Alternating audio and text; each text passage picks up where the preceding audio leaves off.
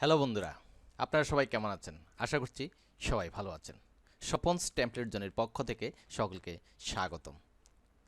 আজ আমাদের আলোচনার বিষয় মাইক্রোসফট ওয়ার্ডের টেবিল টেমপ্লেটের মাধ্যমে প্রজেক্ট বা অ্যাসাইনমেন্ট ফ্রন্ট পেজ বা কাভার পেজ ডিজাইন করা। আমরা জানি স্কুল, কলেজ, মাদ্রাসা, ইউনিভার্সিটি বা বিভিন্ন ধরনের শিক্ষা প্রতিষ্ঠান বা ইনস্টিটিউটে অ্যাসাইনমেন্ট বা প্রজেক্ট জমা দেওয়ার প্রয়োজন হয়। সেক্ষেত্রে আপনি নিজের জন্য চমৎকার একটি অ্যাসাইনমেন্ট কাভার পেজ তৈরি করে নিতে পারেন। আজ আমরা এই ধরনের একটি কাভার পেজ বা ফ্রন্ট পেজ ডিজাইন করব। আমি মাইক্রোসফট ওয়ার্ডের টেবিল টেমপ্লেটের মাধ্যমে পর্যায়ক্রমিকভাবে একটি কাভার পেজ বা ফ্রন্ট পেজ তৈরি করা দেখাবো। আমরা মাইক্রোসফট ওয়ার্ড স্ক্রিনে যাই। আমাকে প্রথমে কয়েকটা জিনিস ঠিক করে নিতে হবে। সেক্ষেত্রে হলো ফন্টের নাম, ফন্টের size, paper size, paragraph spacing, line spacing এবং মার্জিন। প্রথমে আমরা লেআউট ট্যাবের আওতায় পেজ সেটআপ কন্ট্রোলে ক্লিক করে মার্জিন হিসেবে টপে 1.5, left 1.5, bottom 1, right 1.5, paper size A4 size নির্ধারণ করলাম এবং ওকে। এবার আমাকে প্যারাগ্রাফ স্পেসিং এবং লাইন স্পেসিং ঠিক করে নিতে হবে। প্যারাগ্রাফের কন্ট্রোলে ক্লিক করে after, before, 00, line spacing single, okay. Home ট্যাবের আওতায় এরিয়াল ফন্ট এবং ফন্ট সাইজ 4 নির্ধারণ করলাম। আমি প্রথমে বলেছি আমি কাজটি করব টেবিল টেমপ্লেটের মাধ্যমে। সেক্ষেত্রে ইনসার্ট ট্যাবে ক্লিক করে টেবিলে ক্লিক করে 1 রো সিলেক্ট করলাম এবং ফন্টের সাইজ 60 নির্ধারণ করে ট্যাব কি প্রেস করে 5টি রো ক্রিয়েট করলাম। প্রথম 4টি রো সিলেক্ট করে হোম ট্যাবের আওতায় সেন্টার অ্যালাইনমেন্ট চুজ করলাম। এখানে প্রতিষ্ঠানের নাম টাইপ করব। সেক্ষেত্রে এখানে অ্যাড্রেস টাইপ করব। এখানে এই প্রতিষ্ঠানের লোগো নিয়ে আসবো। সেক্ষেত্রে কার্সর রেখে পিকচার, দিস ডিভাইস, ডকুমেন্ট, আগে থেকে যে কোনো লোকেশানে লোগোটি ডাউনলোড বা তৈরি করা থাকতে হবে। নির্দিষ্ট লোগো সিলেক্ট করে ইনসার্ট চলে আসলো। এখানে আমরা টাইপ করব assignment. Modern institute of technology font size নির্ধারণ করলাম 25, একটু ডিস্টেন্স রাখলাম।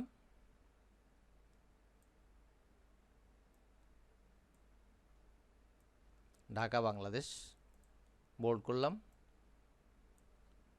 দুটোকে বোল্ড করে নিলাম। অ্যাসাইনমেন্ট লেখা বোল্ড করলাম এবং আন্ডারলাইন দিলাম। প্রয়োজন মতো ফন্টের কালার চেঞ্জ করে নিলাম।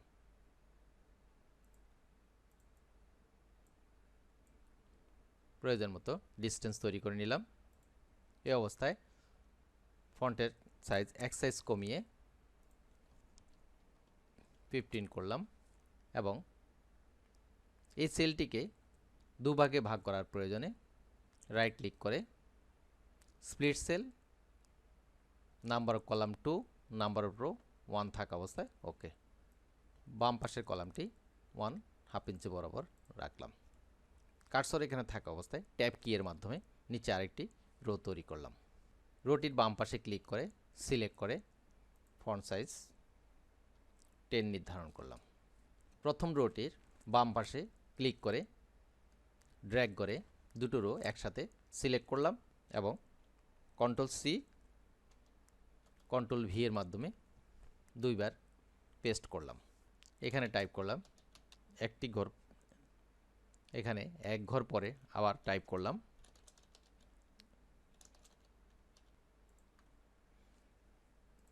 পুনরায় নিচের দুটি রো সিলেক্ট করলাম, কন্ট্রোল সি এবং কন্ট্রোল ভি এর মাধ্যমে পেস্ট করলাম। কন্ট্রোল সি এর মাধ্যমে কপি করলাম এবং কন্ট্রোল ভি এর মাধ্যমে পেস্ট করলাম। নিচের দুটি রো এর ডিস্টেন্স বাড়ানোর প্রয়োজনে রো বার ধরে বড় করে নিলাম। একই প্রক্রিয়ায় রো এর বামে ক্লিক করে ড্র্যাগ করে দুটি রো একসাথে সিলেক্ট করলাম এবং কন্ট্রোল সি এর মাধ্যমে কপি, কন্ট্রোল ভি এর মাধ্যমে 4 বার পেস্ট করলাম। এখানে টাইপ করব, এক ঘর পর পর টাইপ করে যেতে হবে। একইভাবে ডিস্টেন্সের প্রয়োজনে রো বার ধরে নিচের দিকে টেনে নিলাম। এই অবস্থায় ডান পাশের দুটি সেল একসাথে সিলেক্ট করে ছোট করে নেব। নিচের রো এর বামে ক্লিক করে কন্ট্রোল এক্স এর মাধ্যমে একটি রো বাদ দেব। ডান পাশের কলামটিকে 4টি ভাগে ভাগ করার প্রয়োজনে মাউসের রাইট ক্লিক করে স্প্লিট সেল 4 টাইপ করে ওকে, এবং কলামগুলিকে প্রয়োজন মতো রিঅ্যারেঞ্জ করে নেব।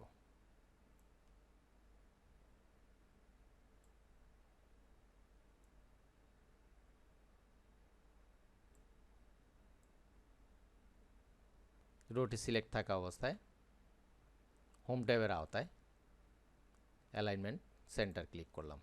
রো এর সর্বশেষ সেলে কার্সর রেখে ট্যাব কি এর মাধ্যমে আরেকটি নতুন রো ক্রিয়েট করলাম এবং দুটি রো একসাথে সিলেক্ট করে ফন্ট সাইজ 12 নির্ধারণ করলাম।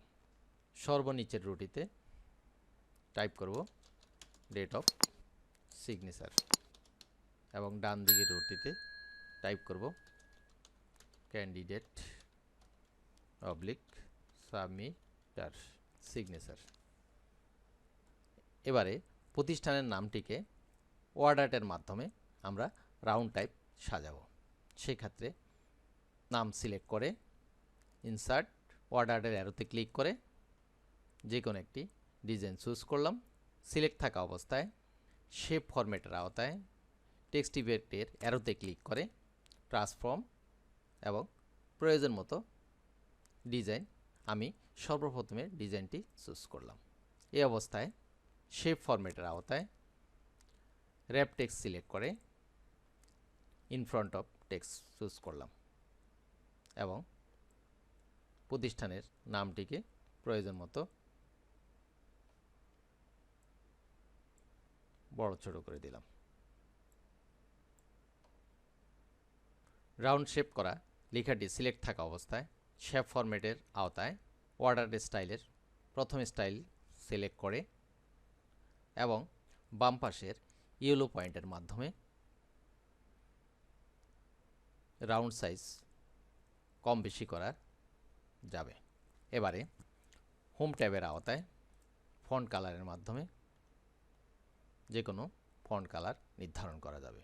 এই অবস্থায় রাউন্ড করা শেপের কোনো ধরনের পরিবর্তন না চাইলে বা আর কোনো ধরনের পরিবর্তন করতে না চাইলে সেক্ষেত্রে শেপ ফরম্যাটের আওতায় র্যাপ টেক্সটের পাশে ক্লিক করে বিহাইন্ড টেক্সট সিলেক্ট করব।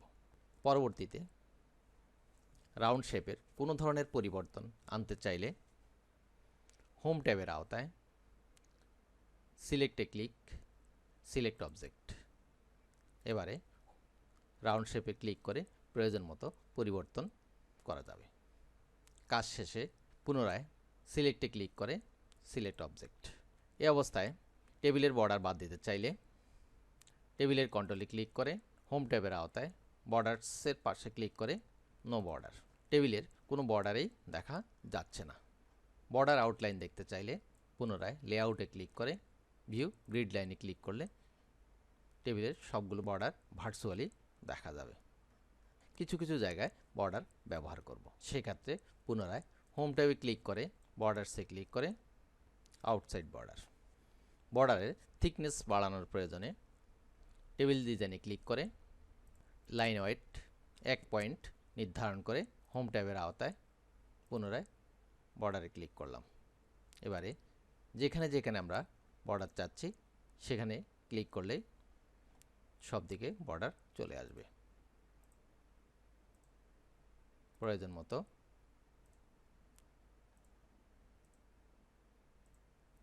বর্ডার নির্ধারণ করলাম। এখানেও যেখানে যেখানে বর্ডার প্রয়োজন আমরা বর্ডার ইউজ করতে পারি। আমরা চাচ্ছি ডেট অফ সিগনেচারের উপরের লাইনটি, সেক্ষেত্রে বর্ডারের ক্লিক করে টপ বর্ডার চুজ করলাম, এখানেও টপ বর্ডার চুজ করলাম। তো আমাদের প্রথম পর্যায়ের কাজ শেষ হলো। এবার আমি চাচ্ছি পেজের চারদিকে একটি বর্ডার দেব। ডিজাইনে ক্লিক করে পেজ বর্ডার থেকে আমরা প্রয়োজন মতো পছন্দনীয় ডিজাইন চুজ করলাম। এখানে একটা কালার চুজ করলাম, এবারে ওকেতে ক্লিক করলাম। বর্ডার অনেক দূরে অবস্থান করছে, আমি চাচ্ছি বর্ডারটিকে আমার লেখার কাছাকাছি নিয়ে আসব। পুনরায় পেজ বর্ডারে গিয়ে অপশনে গিয়ে এখানে মেজার ফর্মের নিচে ড্রপ ডাউনে ক্লিক করে টেক্সট চুজ করলাম এবং এখানে টাইপ করলাম 20 পিটি, টপ এবং বটমে 20 পিটি, লেফটে 30 পিটি এবং রাইটে 30 পিটি। ওকে ওকে, বর্ডারটি আমার লেখার কাছাকাছি চলে আসলো। এই অবস্থায় আমি চাচ্ছি modern institute of technology round শেপের লেখাটিকে একটু উপরে বা নিচে সরাবো। সেক্ষেত্রে হোম ট্যাবের আওতায় সিলেক্টে ক্লিক করে সিলেক্ট অবজেক্টের মাধ্যমে যে কোনো দিকে প্রয়োজন মতো নেওয়া যাবে। পুনরায় সিলেক্টে ক্লিক করে সিলেক্ট অবজেক্টে ক্লিক করলাম। এবারে প্রয়োজন মতো ডিস্টেন্স বাড়াতে চাইলে বাড়ানো যাবে। প্রিন্ট প্রিভিউ দেখতে চাইলে কন্ট্রোল F2। তো হয়ে গেল আমাদের প্রজেক্ট ফ্রন্ট পেজ বা অ্যাসাইনমেন্ট কাভার পেজ ডিজাইন। এই অবস্থায় আমরা পুনরায় ব্যাকের মাধ্যমে দিয়ে আসলাম। ফাইলটিকে সেভ করার প্রয়োজনে প্রথমে ফাইলে ক্লিক, সেভ অ্যাজ, ব্রাউজ, প্রয়োজন মতো লোকেশানে নির্ধারণ করে প্রয়োজনীয় ফাইলের নাম টাইপ করলাম, কাভার পেজ নাম টাইপ করে সেভে ক্লিক করলাম। ফাইলটি সেভ হয়ে গেল। আমি কাজটি মাইক্রোসফট ওয়ার্ডের 2021 ভার্সনে করেছি। আপনি চাইলে যে কোনো ভার্সনে একই প্রক্রিয়ায় কাজটি করতে পারেন। এবারে আমি ফাইলটিকে পিডিএফ আকারে সেভ করব, কারণ আপনারা যদি পেন ড্রাইভের মাধ্যমে বাইরে থেকে প্রিন্ট দিতে চান সেক্ষেত্রে অবশ্যই ফাইলটিকে পিডিএফ ফাইল হিসেবে তৈরি করে নিয়ে যাবেন। তা না হলে ভার্সনগত সমস্যার কারণে ফন্ট বা আপনার স্টাইল ঠিকমতো নাও পেতে পারেন। এই অবস্থায় টেবিলের গ্রিড লাইন বাদ দিতে চাইলে লেআউট, ভিউ, গ্রিড লাইন, টেবিলের গ্রিড লাইন আর দেখা যাচ্ছে না। পিডিএফ আকারে সেভ করার প্রয়োজনে file, save as, browse, save as টাইপের পাশে ড্রপ ডাউনে ক্লিক করে পিডিএফ চুজ করলাম এবং সেভে ক্লিক করলাম। পিডিএফ আকারে সেভ হয়ে গেল। ভিডিওটি কেমন লাগলো কমেন্টসের মাধ্যমে জানাবেন। ভিডিওটির বিষয়ে বুঝতে কোনো ধরনের সমস্যা হলে তাও আমাকে কমেন্টসের মাধ্যমে জানাবেন। আমি চেষ্টা করব আপনাদের সেই সমস্যা দূর করার। ভিডিওটি যদি ভালো লাগে বা আপনার প্রয়োজনে আসে সেক্ষেত্রে পরিচিতদের মাঝে শেয়ার করবেন, কমেন্টস করবেন, লাইক করবেন এবং সাবস্ক্রাইব করে চ্যানেলটির সাথে থাকবেন। সবাই ভালো থাকবেন, সুস্থ থাকবেন। আজ এই পর্যন্তই।